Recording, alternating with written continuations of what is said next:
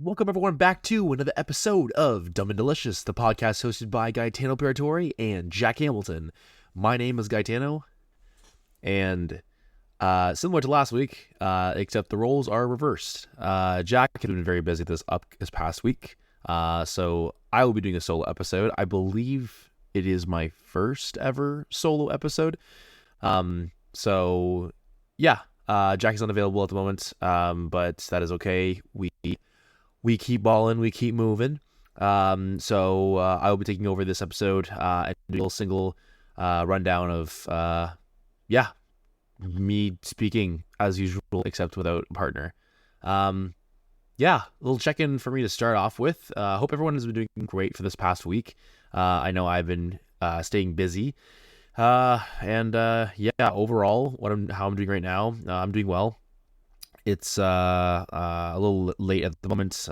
Just had a pretty laid back, lazy day, and it has been very needed from the past week I've been working.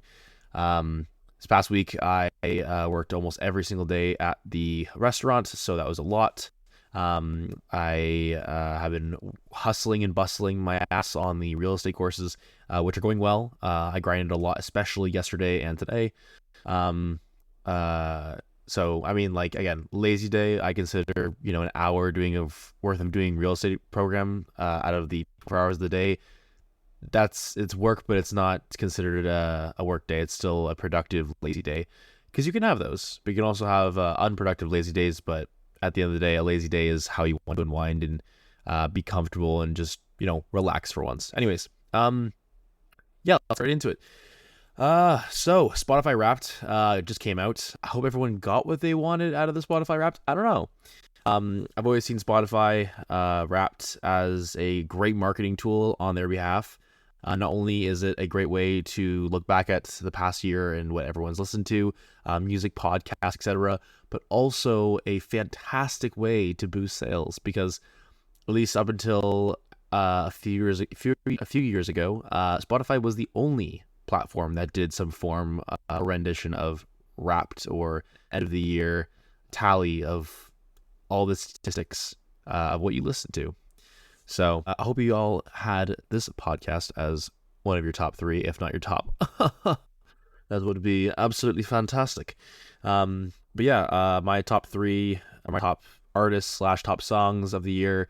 Top artist was Doja Cat, of course. I have been relentlessly listening to her songs and music. Again, prepping for the concert on December 11th, which I recently found out is a Monday.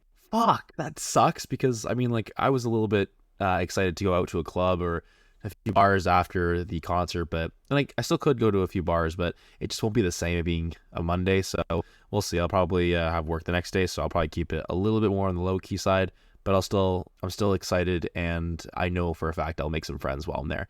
Where was I going with this? So Doja Cat was my top artist. My top song of the year was Mariachi, which is a hardstyle song. And speaking of hardstyle, I also found out that my top genre of the year is euphoric hardstyle. Didn't know that was even a genre, a category, but Mariachi by Vaskin and Yusuf. That was my top song of the year. It is one of my go-tos when I'm at the gym. And y'all know me and Jack, we love our gym. So, yeah. I don't know if this is a sad thing or if this is a proud thing, but my top podcast was our own, this one itself. Probably because I don't listen to a lot of podcasts. And more importantly, because every time I post, even though I review it in the editing process, I also like to review when I post them. What else is happening in my life right now? Acting is skyrocketing. It's on a very, very sharp incline, which I'm very happy to say and proud to be telling you guys. So recent work I've been doing have been a few short films. I was also on a product commercial the other day for a shipping company, which is pretty fucking cool. Pardon my French, my profanity. I mentioned to y'all previously that I got headshots done by the wonderful and talented Denise Grant, located in Toronto, and she was so awesome and just fantastic and very well-rounded individual. Very well spoken anyways, yeah, because of her incredible art and talent, I've been able to book a lot more gigs, which has been fantastic, inclining me more to work more on my demo reel, and also eventually I'm hoping at one point next year to get an agent. So we'll see how that goes. But yeah, that's the shindig for that.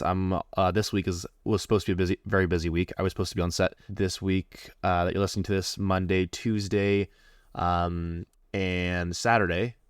But the Monday, Tuesday was rescheduled to a later date, so that'll be for my own benefit, honestly, because my availability was so tricky with work and everything else.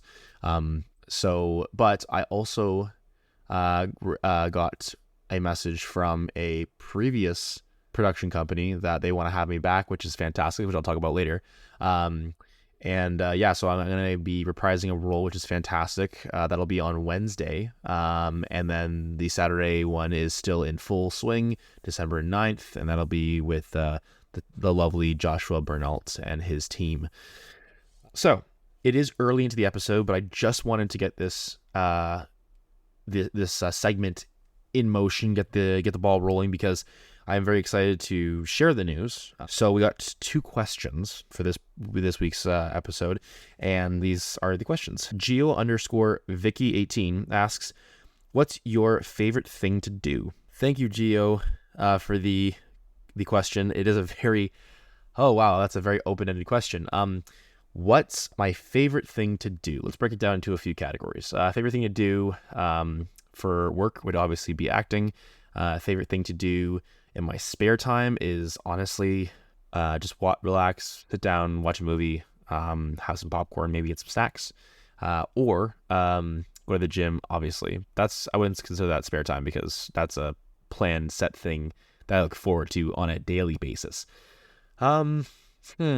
Favorite thing to do in spare time aside from that would probably be editing or planning for the next day. Oh, and reading. I've been getting into reading over the past year, which has been great. I just finished a book, actually, which was called "You Are a Badass" by Jen Sincero. I finished that book up a few days ago, and now I'm on the hunt for another self-help, motivational type of book. So if y'all have any suggestions, please let me know via DM or message. Y'all know how to contact us. I'd really appreciate some recommendations, actually, on that. And then favorite thing to do, maybe like when I'm out and about, I love to, obviously y'all know that I love to drink and enjoy myself in that way. But aside from that, I would say that I love to laugh when I'm out with friends and doing stupid things. Questionable things, maybe, but nonetheless, things that make me laugh. Yeah, and I love acting. Holy fuck. I love pretending to be someone or something I'm not. And especially when this, again, goes into the whole idea of why I love acting and why I wanted to go into it originally, is that I love to play a part and do it so well that the person watching is able to be taken aback and forget about all the potential struggles and negatives in their lives, and just enjoy a performance that I create and co-create with others for a small period of time. So yeah, thank you, Gio, for the question. I hope that answered it in some regard. Please feel free to keep sending your questions. The next question is from Katie Bugbergen. And Katie asks, "Are you still playing Cameron in Dan and Rhea?" So to everyone that may or may not know, I in 2022, I was selected and casted for a YouTube show by the YouTube channel Dan and Rhea, of both Dan and Rhea. Shout out to them. Lovely people. One of my favorite sets to be on is when I'm working with them. Like, genuinely some fucking awesome people. And shout out to Chabs. Fucking love that man. Are you still playing Cameron and Dan and Rhea? It's funny you ask this, Katie, because I can share some wonderful news in that the upcoming role that I have recently received to reprise is Cameron in the YouTube series Dan and Rhea. So very excited to see what we create with that. Things are being worked out as we speak, and I hope y'all will enjoy me and my performance soon enough. So stay tuned to that, and I'm very excited about that. They're great people. They're a great group of people to be on set with and to create with, and we just click. It's just so nice to be on set and not have.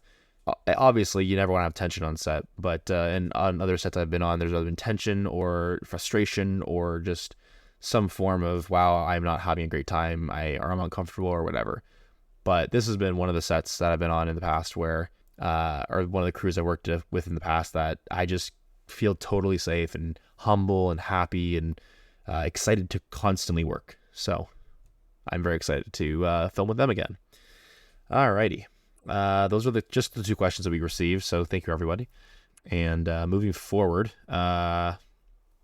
speaking of sets, this came into my head a few days ago. So I was on a set this past summer, and it was for a feature film that was being produced by none other than Adam Lupus, who we will also be having on the podcast very, very soon. He is a talented actor, producer, writer, and talent extraordinaire. And on this lovely set of his, I reunited with somebody from university. Now, I was never super close to this individual, but I always would find them in a class or at a party or in mutual friends with others, or we would have mutual friends, sorry. This individual is Jethro, and I sent him a message. By the time you guys are listening to this, I sent him a message a bit ago just saying, I'm sorry for not remembering your name. Now, it is not a personal thing. It's just sometimes I'll forget someone's name. And I remember when telling him that I forgot his name, the look of disappointment he had in his eyes did hurt me, and I fully deserved it. However, it was definitely a sting that rubbed me the wrong way. If at any point in my life I come across somebody, I meet you, we exchange names, contact information, etc., even go out and hang out a few times. If I do not see you frequently, I might forget your name. I just want to say that I think it's normal. And again, I apologize to Jethro for not remembering his name. And, sometimes, especially on sets too, right? Like the amount of times I have forgotten someone's name and I felt really bad. And I don't know if everyone else does this. I'm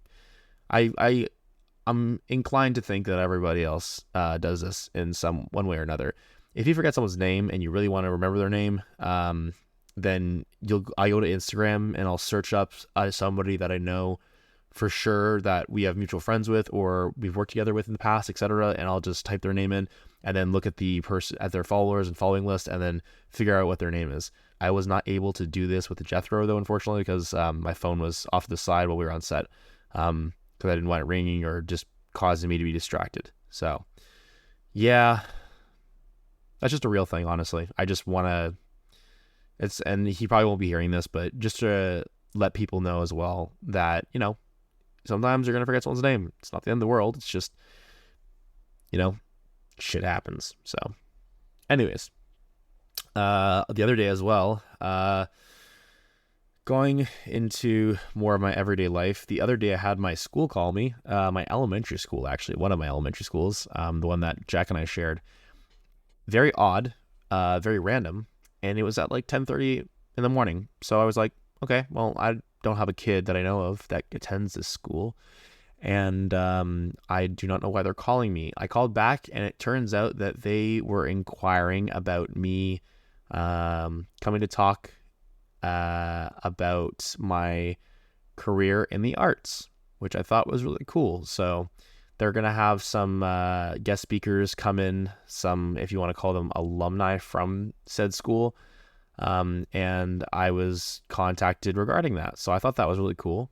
And I will be talking on behalf of my artistic career and endeavors up until this point. So I'm very excited for that opportunity. So that was something random that happened in my life. But yeah, So Jack last episode talked about his future endeavors and what he kind of sees for the foreseeable future and what's in his corner. And so I also thought that I'd probably elaborate on what my current plans are for my future. Nothing is set in stone, nothing is concrete. However, this is my plan. And I don't know if everyone has a plan, but, you know, I like to have a plan. I like to know what I'm doing, and I like to write down my goals to prove to myself that not only are they achievable, but they are closer than you think. Doesn't mean it's going to be easy, but they're closer than you think. But yeah, so at the time of this recording, I am 22 years of age, and saying that sounds, like to me, I'm like, am I old? Am I young? Am I in between that? Like, how do you define old? How do you define being young? It all depends on your mentality from how I see it. And so I see myself as still very young. I see myself in 5 years as still very young, and I see myself in 10 years as still young. But with that being said, I also feel as though not everybody knows at this age, how they want to live their life. And that's okay. That's very normal. Your 20s, even your early 30s are about figuring it out. And who knows? I'm recording this now, and my entire plan might change come a week from now, a month from now, a year from now, a decade from now, or more. Who knows? I don't. But that's the beauty of it, right? Not knowing what's going to happen, but still sticking through it anyways. The reassurance that you have the chance to keep going and to keep trying new things. I'm 22 years old. What do I want in life? Funny enough, I actually have it as my screensaver at the moment. My screensaver is just, remember what you want. It's a solid career, a house, a wife, kids, and with that, I'll obviously do my mom and dad proud. And it's at the bottom of the picture, the note thing. It just says, and remember what it takes to attain it, which is very true. I love acting. I see myself doing acting until my last dying breath. So that will be ongoing and consistent throughout my entire life. What may or may not be consistent throughout my last days on this earth is real estate. I've mentioned it a gazillion times. I love it. It's great. I'm learning a lot. It's very interesting, and it's a fucking hustle. It's a hard working industry. It pays off really well if you know what you're doing, and that goes with everything in life, right? But it's just finding your niche and coming to realize what you're good at, but also what you enjoy. There's got to be a balance with it, right? You don't want to go into a job, potentially a 9 to 5, and feel like shit and get paid a lot, or feel amazing but get paid pennies. I mean, honestly, it's all about happiness. So if you love your job and you don't get paid a lot and you love your life, then good for you, right? I have no say into how you should live your own life, because that is your life and that's your happiness. How I find my happiness is working now at a restaurant, saving a lot of money, investing, putting it aside, buying a property, building on it / renovating it, in doing so, renting it out, all while I'm still living with my parents, because that's just how I'm going to save money. My parents have been so nice as to confirm that they're A-okay with this and very supportive, which is fantastic, because support is absolutely a must with anything, whether that's from your family, your friends, or someone close to you. And if you have the drive, if you have the psyche to go and drive without all that support, you are a beast that should not be reckoned with. And honestly, sometimes those are the people that succeed the most, because they have literally nothing to lose, and that's why they show it up 1,000% better than anyone else. Anyways, so doing that, saving money, working. Come about a year out from now, I should start my real estate career under a brokerage, and working hard for the next 3 to 4 years minimum. Hopefully, within that time, ideally, I find somebody that I come to share my life with and my goals, and together we can share with each other how we find our own happiness, and that just makes us happier even together. By that point, I would be probably, I don't know, like 25, 26 years old. This is an ideal manner. Working, get married between the ages of 28 and 35. That's, again, an ideal scenario.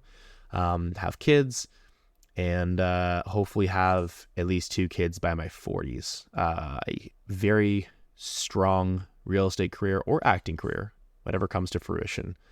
I'm open to it all. And just working and making sure that my family is secure, safe, and well off. That goes for my immediate family with my partner in the future, as well as my kids. And that also goes for my mother, my father, my one sister, my other sister, any other family members that just need help. And that also goes for the homies too, my friends. I want to be able to support people that have changed my life for the better and continue to support them to show them my gratitude. Yeah, and that's my plan. In terms of where I'm staying or where I want to live, I don't know. With our economy and everything that's going on right now, I don't know if I want to stay in Canada. I do have a strong connection here. I've lived here my whole life and I love it. I love the people that are here with me. But also I'm not opposed to change for living purposes or working purposes, and then just coming here for part of the year and most of the year living somewhere else. The States have definitely tempted me with how much more affordable housing is there and other expenses. But we'll see what happens again in the near future. Oof. It's a little heavy, little rant. But yeah, I'm excited to have a family. I'm excited to have kids. I am very grateful for every day that I get to wake up and continue showing the world who I am and proving to the people close to me how important they are in my life. And I feel as though I sometimes take that for granted, and I need to remember that every day is not promised. And I don't mean to make this sound like a very depressing topic, but gratitude is, and being humble is a very strong trait that I need to work on more and more, because I have so much, and I have so much for support, and I have so much love from others that I receive, and I have so much love to give, and I have so much to show the world and the people around me my potential and what I can do. Yeah, that's a lot. Make sure y'all are doing your to-do lists. Make sure y'all are eating well. Make sure y'all are showing love to those that are around you. Make sure you remember that every day is not promised, and you got to make the most of it. Positivity is a requirement in any life full of happiness. So, oh my goodness. I also just thought of something that Sam Sulik said in the gym. This is also, again, very random, but I mean, that's what this podcast is all about. Sam said something along the lines of, like, what do you say? He said something like, when you're in the gym, you'll see someone someone working out and go, wow, they're bigger than me. While this is a possibility, remind yourself it's because they have been working out longer in life. And I heard that and I was like, fuck, man, that's true. Just because someone might be, quote unquote, bigger than you, whether that is success or whether that is physically strong and strength and volume and mass, they're bigger than you just because they've been working harder and longer than you. Doesn't deter you from realizing your own potential. You could be bigger than them. You will be bigger than them. It's just a matter of time, and it's a matter of when you're starting. It's like my buddy says, one day or day one. Yeah, like, fuck. When you see someone successful, most of them probably didn't have it easy. A lot of them sacrificed probably so much time, blood, sweat, and tears into investing who they are today. So if you see someone with, like, I don't know, in a really expensive car, and a glorious lifestyle, remember that they worked harder. They worked hard for longer than probably you have, instead of just, succumbing to jealousy. You should see this person as a glimpse of how successful you can become. Your potential in becoming the most lavish and important person you can be. And that's, I think, why it's also important to have idols, people that you look up to, role models, right? So, yeah.